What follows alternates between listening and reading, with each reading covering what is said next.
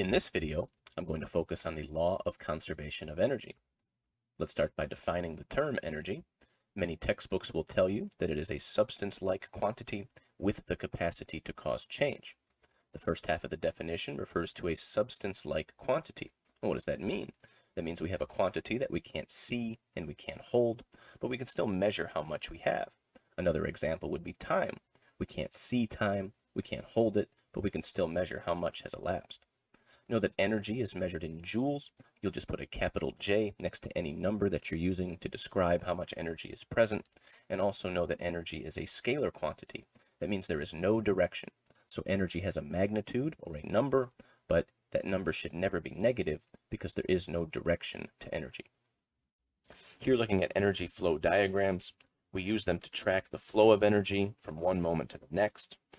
Think about these to our energy unit is what we used force diagrams for in our dynamics unit, used to organize our ideas and to help us make an eventual equation. So in each problem, you're going to select a certain amount of moments. Each moment gets its own graph, like you see at the bottom of your screen. So looking at an example diagram, here we have two moments, moment one and moment two. A moment can really be any part of the motion of an object. It depends on the exact problem you're solving as to how many moments you'll want to select and exactly where they occur.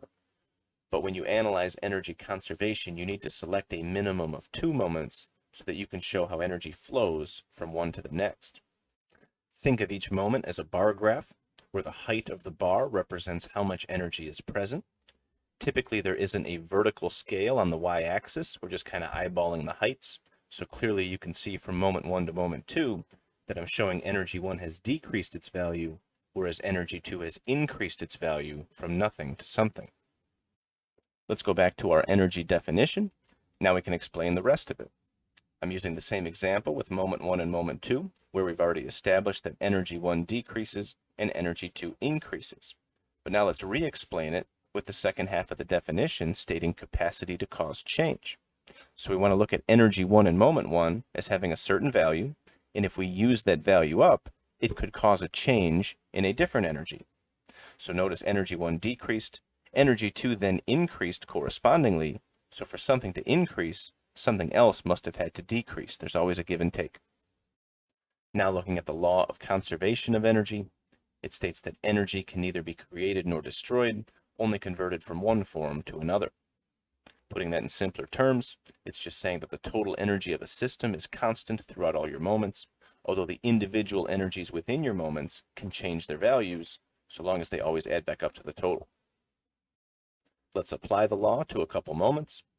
Here in moment 1, we only have energy type 1, and in moment 2, we only have energy type 2.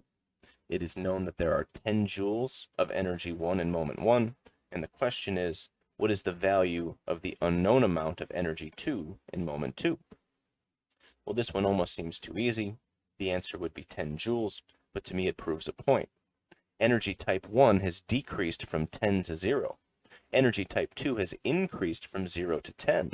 The law is not saying that each individual energy always holds its value. It's saying that the total amount is always the same. So since the total is always 10 joules, we have adhered to the law of conservation of energy. One more example, this one for you to try. You're looking at the 3 moments below. 2 of the values are given, and 2 of them are blank. Your goal is to fill in the 2 blanks according to the law of conservation of energy. If you want to pause the video and try on your own, I'll show you the answers shortly.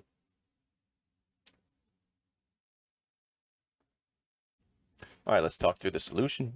Because moment 1 only has one energy type, and we know the value of it, 9 joules will represent the total energy in our system, so the total value should always be 9.